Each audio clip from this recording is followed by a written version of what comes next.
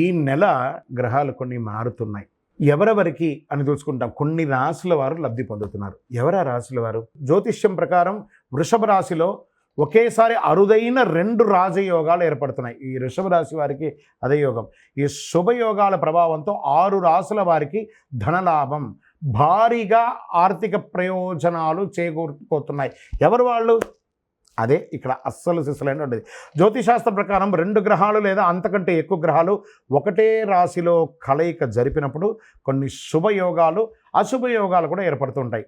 ఈ నేపథ్యంలో జూలై 29, 30, 31 వృషభ రాశిలో గురుడు, కుజుడు, చంద్రుడు కలయిక జరుపుతున్నారు 2024 జూలై ఆఖరిలో.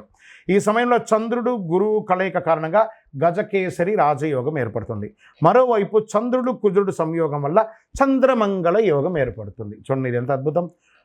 ఇలా ఒకే రాశిలో 2 శుభయోగాలు ఏర్పడడం వల్ల మేష, మకరంతో సహా ఈ రాశుల వారికి కనక వర్షం కురిసే అవకాశాలు ఉన్నాయి.